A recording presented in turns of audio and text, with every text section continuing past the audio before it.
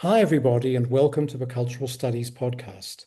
My name is Toby Miller, and my guest today is Sarah Lahm from the University of Leeds, and I am happy to also be doing some work for critical studies in television online. wonderful. Well, Sarah, great to see you. And you've just told me in response to my saying that you're in a very big, well-lit room with nice pictures, images, sorry, or literally windows onto trees, that this is the building at the University of Leeds that has the record for the fastest renovation when necessary. And I'm delighted to know that because my day's been incomplete without that kind of intelligence. With that information, I'm sated.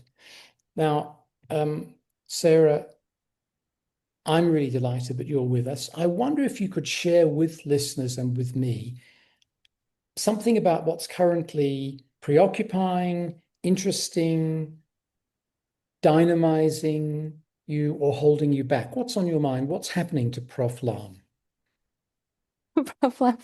So there's so much that's happening at all times, which is yeah, which brings me directly to what I'm interested in when it comes to research, because it seems that especially if you're working on a longer term project, such as a PhD or then whatever the PhD thesis is going to turn into next, Mm. it just pops up everywhere all the time. And whatever you're doing in the rest of your life, you're always sort of thinking back to, oh, I'm also writing about this. So I am thinking a lot about self-replacement, which is the inspiration for that came from a really short, really lovely book that's called Replace Me by Amber Hussein. And it's just a few years old, and it's all about sort of all of those anxieties that we have within late stage capitalism, about being easily replaceable as workers. Mhm. Um, and I found it really, really enlightening because Amber Hussein writes a lot about, or at least a little bit about her own experience in the publishing industry and writes about how she was surprised, not necessarily in a good way, to sort of learn that so much of a job in the publishing world isn't really about reading. It's just about having meetings and writing emails and reiterating how excited one is about this or that new project, which very much sounds like the television and film world as well, where I would then I thought back to Mark and Jay Duplass, who wrote in their book Like Brothers, that's what surprised them as well when they sort of started out as filmmakers, and all that was happening for a really long time before they actually started to make movies, kind of outside of the bigger system, was that they were just taking so many meetings with everyone and saying yes to all of these meetings. And then everyone said how excited everyone was about a project happening, which then usually never happened. And then thinking now about the television industry and about the lack of money and AI and the strikes and just the what era are we in now? What happened to the peak TV? What about the third or whatever, or maybe fourth or something golden age? And that's been on my mind. But the self-replacement thing, that idea, um, is really something that started early on during the process of the PhD, where I was just kind of simply interested in the fragmentation of women on television. Whenever there was, of course, something like Orphan Black, which is a show about all of these clones, all played by Tatiana Maslany, which was really good. And then I started just sort of course, seeing that in more and more programs. And then it sort of started intersecting in the late 2010s with time loops and time travel. And there was more about parallel realities that kept happening. So something like Russian Doll, this Netflix show that has two seasons, and then and there was a really similar show on Amazon Prime called Undone, and then another show called Slip on the Roku channel, and they all play with these things. And then, of course, you have Severance, which so many people are familiar with, where you also have not only that idea of self-optimization and a woman having many versions, many different and better versions of herself existing in parallel realities and or via time loops or time travel, but then also in Severance and in another show that's called Made for Love, that was on HBO Max, you also sometimes then have that very much concretization of self-management, but also of that competition with the self, which in other types of media on social media you often have as part of that sort of entrepreneurial discourse where it's like I'm an entrepreneur of the self and I don't even want to be in competition with other women, of course, but I like to be in competition with myself and get better and better. And then in these shows sometimes it really gets to the extreme where you have two versions of the same person battling each other, which of course I don't want to give any spoilers for any of the shows. Um, and then what also is, because of that, so interesting to me is that idea of, for example, loopy time, especially that repetitiveness of time loops on television, because of course it also speaks to the recursiveness of television itself. And that brings me even to a link to a previous episode of this podcast, because in June you had an amazing episode with Ursula Hughes, and it absolutely everything about that episode blew my mind because she literally, I was just thinking about my loopy research, and then the podcast episode starts with Ursula mentioning sort of that spiral of research interests that sort of are actually have been around for a long time, but then they kind of maybe get lost and then they get rediscovered. And then often younger people think, or anyone who starts doing research on something thinks, oh, this is new, but it never really is. And then the same with capitalism itself, which also is just undergoing another transformation. With, as was mentioned in the podcast, things that I tangentially think about concerning my research as well, which is techno-feudalism and the idea of that perpetual crisis. And that reminded me of Nancy Fraser's Cannibal Capitalism, uh, um, which came out not that long ago, where she talks about how we are still in this crisis of reproduction, and where social reproduction keeps getting subsumed, of course used by the capitalist system, and it's not getting any better, and there's so many things to be pessimistic about. But then we're trying to be optimistic as well. And I remember that the episode ended on a very positive positive note.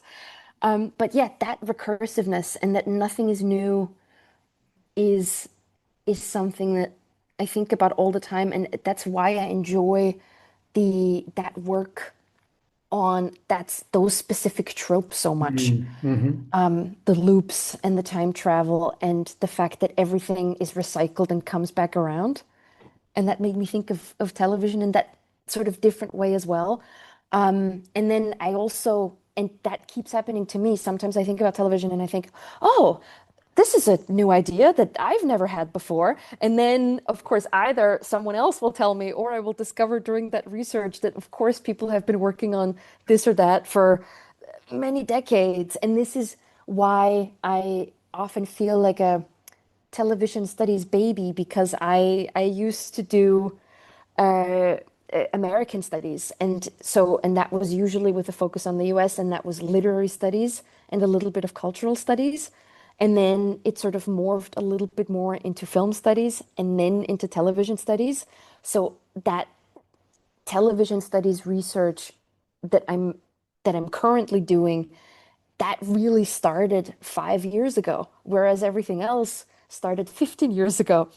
So it's, yeah, there's so much. all the time that I'm discovering about television studies. One of the things that I think is hard for people to delve into is work that was published before everything was put online. I'm thinking of studies going back almost a century that are ethnographies of newsrooms, for example. And there is a slight tendency in some studies of the media to announce that this is new. Uh, Similarly, when you look at something like, say, the study of suicide, frequently it's the case that work on that topic will reference religions and will reference laws and will reference Emil Durkheim, Mhm. but then nothing academic other than what was published in the last 5 years, or maybe the last 10, just as an instance. And this occurs in a whole array of fields. And there's still a place for going to that thing called a library and walking around and picking up old bound editions of things called journals, or looking at what Durkheim, for working on suicide, was citing. You know what I mean? I think that this is one of the difficulties that we're faced with in terms of the recency of these things. And when I'm reviewing book manuscripts, journal submissions, grant applications, I'm struck by the fact that apparently nobody knew anything before 2010 unless they were called Michel Foucault or Judith Butler. Whereas actually, there are quite a lot of people doing quite interesting things in the 19th century and earlier. I can't think of more interesting arguments about the power of reading than Kant's critiques, or following the history, pardon my pronunciation, of the Leserevolution. Ah, yes. Yeah, these things set up all the norms, the myths, and the struggles that we go through today. Yes. Right? On the Yeah. one hand, reading will give you a knowledge of yourself, but a distance therefrom. Maybe that's to do with the self-replacement. On the other, the democratization of knowledge will mean that people get interested in dross and do not address serious matters. So there's the positive Kantian side and there's the negative anti-populist side, right? Well, Mhm. nothing's changed as far as I can see in discussions about, for example, news and citizenship, or the classics versus the popular, or drama that is live versus recorded, all these sorts of things. That binarism is still with us. So I think you're right in saying it's worth going back to these things. At the same time, of course, newness is valued and valuable. A different perspective on things based on one's personal characteristics, uh, one's linguistic capacities, one's computational or theoretical abilities and trajectories, and the conjuncture in which one lives.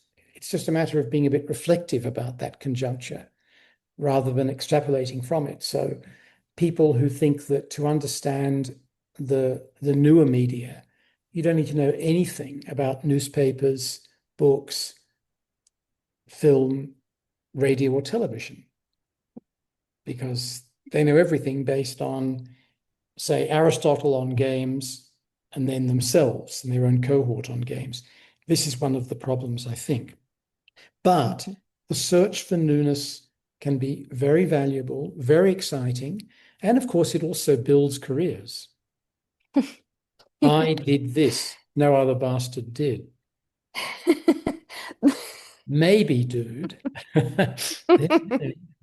So, can you take us back, as they say in baseball? What got you interested in American studies and what did it mean for you? What does it mean for you? Oh, I love that question. I grew up in Austria. Uh-huh. Small town. At the time, I think about 26,000 population. And I remember when I was 14, I got a DVD player, and it was so exciting. It was so exciting to me because I already at that time really, I don't know why, but I fell in love with the English language in primary school. And it was always my favorite subject. And then I got a DVD player, and I was all of a sudden able to buy the TV shows that I had been watching dubbed into German in the original, and I was able to get into American indie films, or at least what I considered to be indie films w when I was a teenager. But but it did include Jim Jarmusch and David Lynch, and the fact that I watched Wild at Heart as a 14-year-old is that that's cool to me now. I feel very cool about I that. love you, Peanut. Isn't Yes, that what he says? He calls exactly. her Peanut, Yes, doesn't he? It's very yes, cute, very romantic. yes. Yeah. Oh, that was my favorite for such a long time. And then just yeah, I loved everything about the US, Yeah, yeah. especially at the time in a slightly, less critical way than uh later on, learning more about the politics Mm, and what was going on sort of in the cultural context. mm. And then I, yeah, there was no question about, oh, what are you going to study at university? Well, I'm going to enroll in English and American studies. And Mm. then I'm going to see how much more American studies rather than English studies I can do. And then I had really, really cool people introducing me in these undergrad courses to something like of course we read Art Spiegelman's Mouse and so many other graphic novels, and then we watched Blade Runner, and of course we talked about Baudrillard's Simulacra and Simulation. And at the time I was like, I have no idea what any of this means, but I'm gonna try my best to maybe understand over the course of the next 20 years, and maybe I'll be there soon. It was all in Plato, remember, but still. And what about gender? That's been a very important part of your work for a long time. You've already mentioned it. Was that something that was having an impact as you were growing up with the famous DVD player in your possession and then in college at undergrad? Yes, yeah, that was always a huge part of everything that I was thinking Mm, about. And mm, I guess I don't, it must have been, well, I think for one part, it was even that interest in social reproduction theory, although back then I definitely wasn't calling it that. And I didn't mm, know that mm, there was a whole field that was called social reproduction theory. mm, mm. But just growing up with in the sort of traditional family model of the nuclear family, where I was an only child, Uh-huh. growing up with parents where the dad had a full-time job and the mom Yeah. actually stayed at home. Just sort of, and then, and of course you then go out into the world and you learn about how everyone else is living and what else is going on. And you then think about not only, well, is it also possible to do all of these other things if you want to as a woman? And then also, for example, with my mom, who's absolutely amazing, how does she feel in this world, and how do other people feel, and how does that come across in the media and television and film, that there is this world where all of the emotional labor, emotion work at home, and all of that reproductive labor isn't necessarily really, recognized by the world, even if I was lucky enough to grow up in a household where it really was recognized as what it is and how important it is. But then also, I think my desire to never ever have kids, and to just do research and teaching for the rest of my life, and to focus on that, and for it to be okay to not want anything else. That also really sparked that, because that was one of the things that I talked about from the start with my supervisor when I was doing the PhD, because we talked a lot about that concept of having it all that was so prevalent in something like Ally McBeal, but of course, even before in other shows. And that idea that there is an imperative within that sort of popular neoliberal feminism to not only have a career and be, that woman and the choice feminism and making the right decisions at the right time, and working out there in the world, but then also being part of the world of reproduction and having kids, for example, and having a family and having a stable relationship and all of these things.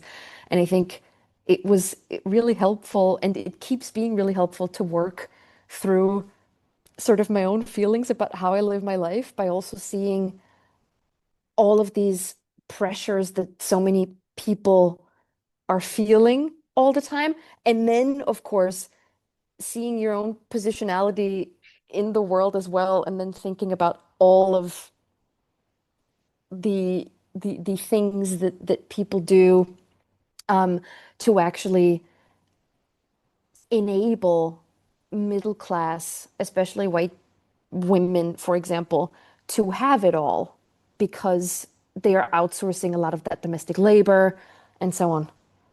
You're talking to a man who bopped around on the dance floor where Ally McBeal and her crew were listening live to Barry White. No, Let me just drop that in. More importantly than my incredibly exciting anecdote and fascinating life when I no. was in LA, a city I love, but where my life was almost entirely dull. Tell us about how your view of the United States shifted from being kind of fangirl as a Hmm. teenager and also looking at varieties of femininity, as it were, norms of womanhood. When did things change in terms of adopting the more critical edge to which you alluded earlier? Honestly, that happened very late, later than it probably should have. I Mm. think I was always just thinking, I'm happy to stay in my little bubble where there are amazing independent filmmakers and amazing people making great television and some really cool people in US history, some of who get mentioned in that TV that I like to watch. There's a great moment in one of the episodes of Russian Doll where, for no good reason really, but it is in there and I love it. A character reads out part of a newspaper article about Dolores Huerta, the civil rights icon in California, who is, as far as I know, still alive and absolutely amazing. And I I really just didn't want to see, I don't know, I was so excited to read about anything having to do with especially the cultural industries in the United States. And then I think at some point I just realized, okay, obviously you have to engage more than you are currently doing with politics and with the people that are not so great. And then just also about how how things actually got to be this way. Again, that sort of recognition of US history, which always kind of was a part of doing American studies. But then, you always have or I always used to have my sort of areas of interest. And I thought, you know what? It's okay for me to just stick to those areas of interest. But of course, I can't engage with feminism without so much historical context. And then going further into that actually is has yeah, for many years now has been the best. But then also, and sometimes it's that discovery of something that I think it seems to have gotten diluted sometimes. People talk about, or they quote Angela Davis and of course Bell Hooks, for example, and like these really, really great feminists. And we talk about so many aspects of their work, especially when it's related specifically to, let's say, the oppositional gaze with bell hooks. But then I feel like we should be talking even more about the fact that these are all socialist feminists and that there is so much Marxism in there that I feel like sometimes I don't talk about enough. And then this goes back to what you said as well, which is going within Marxism, for example, going back all the way to actually reading Marx, whi- which I do try, even in the original German, because I actually thought, oh, this might be easier for me because it's my native language. But the English is better, I have to say. I think a lot of that's helped by the fact that Engels translated some of it into English, and of course was a native speaker. Really, he was like you, completely bilingual. But I think he made Marx's work easier in the Mhm. translations because he knew what the old man was thinking. Best friends. Exactly. So yes, I think it is good to look at that influence and see that it is really crucial. I used to be on a committee with Angela where she was the chair. And one of the things that I think comes from her philosophical background working with Marcuse, but also from her time as a communist, was that the meetings were run by her in a very open and democratic way and very efficiently. Every item on the agenda was run to time. Yes. This may have been because of her studies in Germany, I don't know, but maybe she spent time in Austria too. But this blend of democracy and efficiency was remarkable, actually. And I think some of that openness and that discipline comes from not Stalinist heritages, but more open liberal tendencies within Marxism as part of the political commitment that is equally to, or should be, to democracy and efficiency and freedom. So I'm glad you mentioned her because I was allowed to drop another name along with my having danced on the same floor as Barry White was singing and Amazing. Callista Flockhart was acting. Oh, But God. I do think that that makes an important point, and it brings me back to this question of when people say, I'm a feminist Mm. or I'm a socialist, the kind of impact that can have. I recently attended the inauguration of a rector of a university in which, and there were thousands of people present, she announced this is going to be a feminist campus. Cue all women in the room and me applauding, and all men in the room apart from me crossing their arms and looking severe, or at least as far as I could tell, as I quickly looked around me, because I noticed that the men sitting near me did not react the way the women did. So, what happens when you declare yourself to be a feminist or make claims for feminism in the public sphere is of great moment, of course. And also, she quoted Engels actually in her address. She didn't say we're going to be a socialist campus, even though Mhm. that suits her politics. And I wonder about the difference between saying I'm a feminist and I'm a socialist or I'm a Marxist. Oh yeah, I love this. Especially yeah, oh, and this is actually a great anecdote because it also goes to show how there are people have so many different connotations. Yeah, with all of those terms. And finally, in New York, a very young person, younger than me, has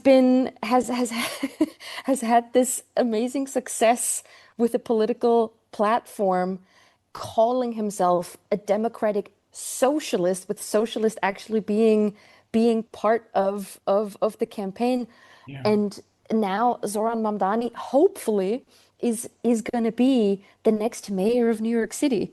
And that would be I think, I don't want to read too much of optimism into this, but I think that would be a huge shift. And I don't have any of that of that data in front of me right now, but I do keep reading that especially young people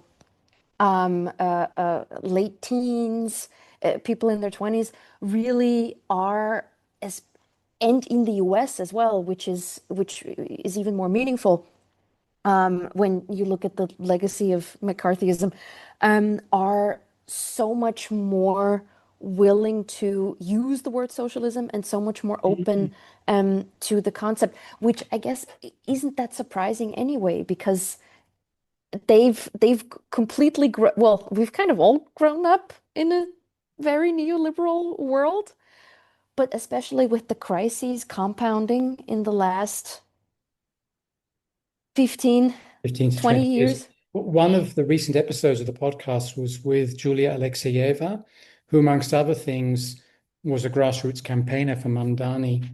I love the fact, too, of his genealogy. You know, his mother, Mira Nair, his father, Mamdani, so a famous filmmaker, a famous political theorist, and a wonderful Yes. coming together of cultural forces, and the fact that, you know, he's born in East Africa.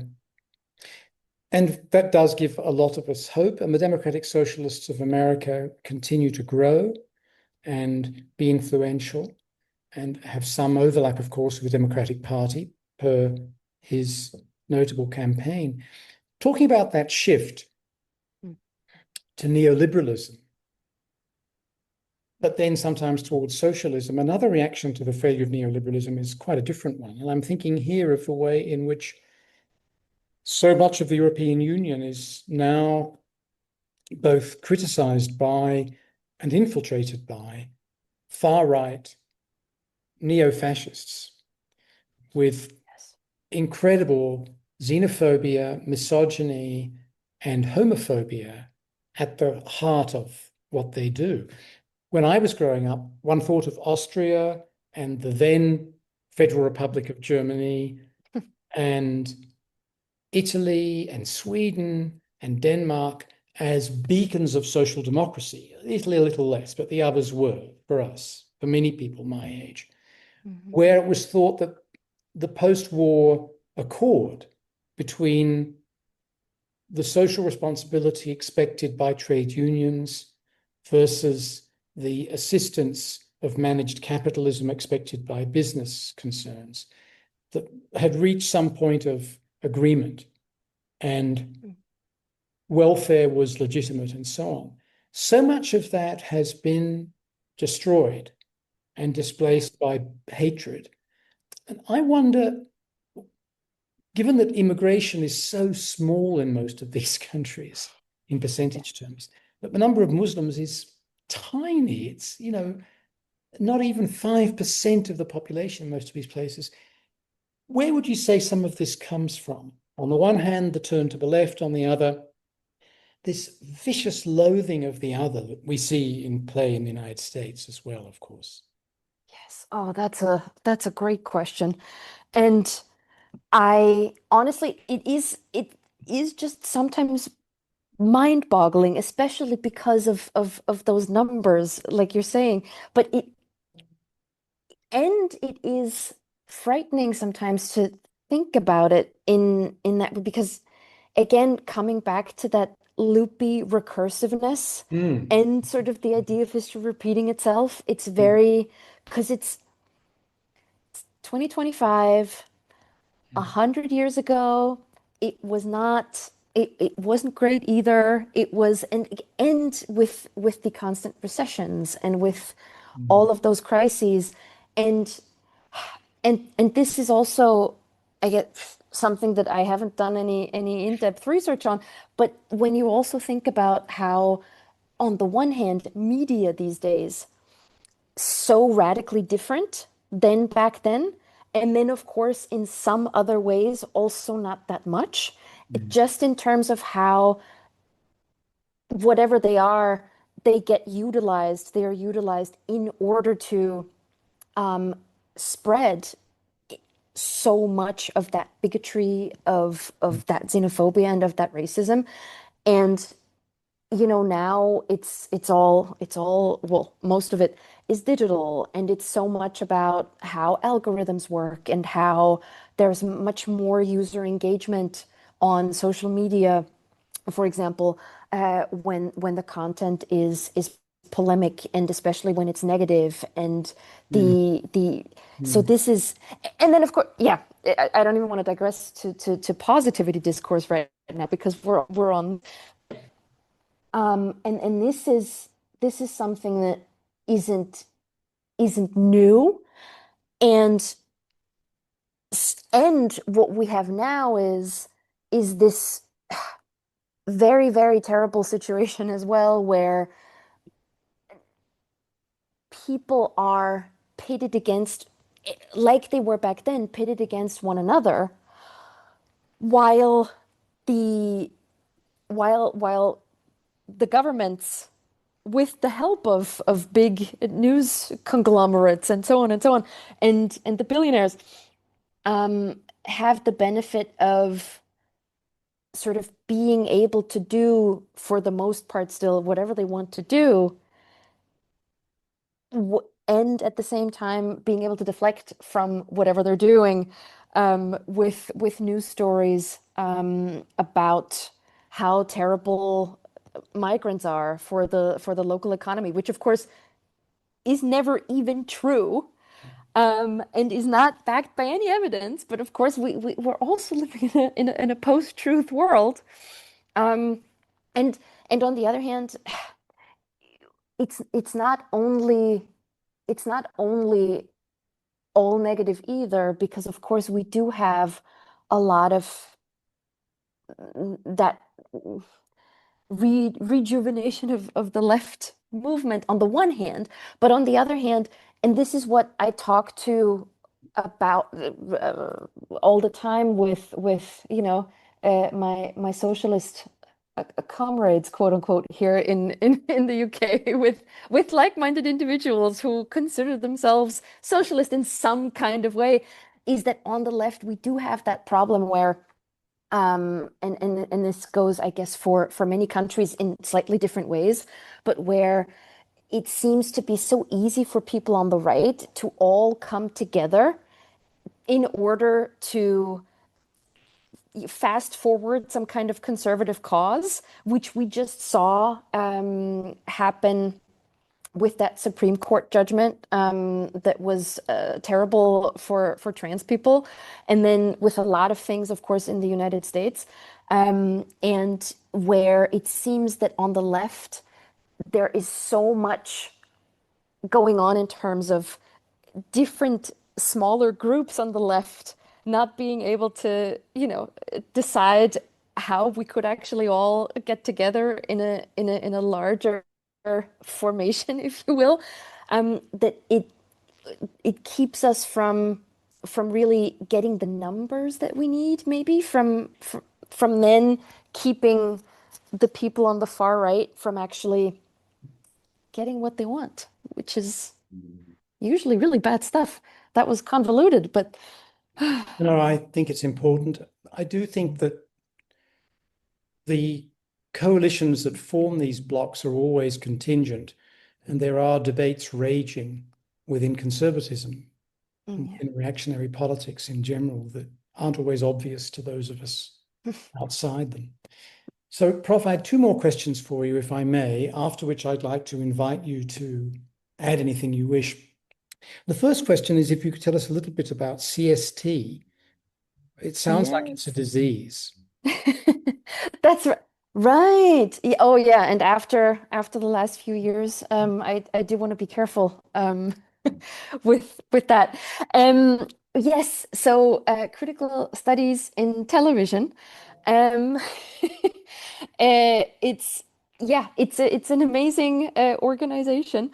There is a blog, that sort of different people, anyone really, in or outside of academia, is very much invited to submit blogs. I know that from maybe 1 or 2 weeks ago, there's a really a great blog by a guy called Toby Miller, and it's it's partly about sports, which I usually am not that interested in, but it was a really great blog, and I love the Critical Studies in Television blog because, it really is a great way for, again, academics, but also anyone else to sort of reflect on issues in in real time almost, where if something's happening on television right now that is really interesting and where a longer academic work would take more time,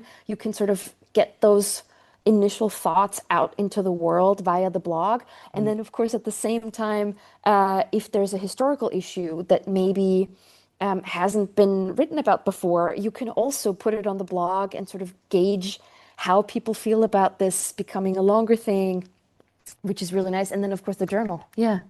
So this is the good side of Adorno and Horkheimer and repetition and difference, right? The the yes, the cultural industries. Still a great work. Yeah. And my last question is to invite you to tell us a wee bit about what's next for you. What's on the roster? Do you know? I mean, will you ever leave the most quickly renovated room in the history of Leeds University? Or are you fated to be there forevermore? I hope so. I do make jokes about how hopefully one day I will be buried on the University of Leeds campus, because I do like to be morbid. But which also brings me back one more time in another loop, to the podcast episode that you had with Ursula Hughes a few weeks ago, which is that she talked about Leeds, and actually there were a lot of trade union related things that she did in relation to Leeds, and I fell in love with the city. And I didn't see that coming. It was very much love at first sight, but not something that I was expecting to happen. So I'm really, really happy that what's next is an ongoing position that is full-time as lecturer at the University of Leeds, at the school that I've been working at and doing my PhD at, for the last 4 years. And that's a big huzzah for me.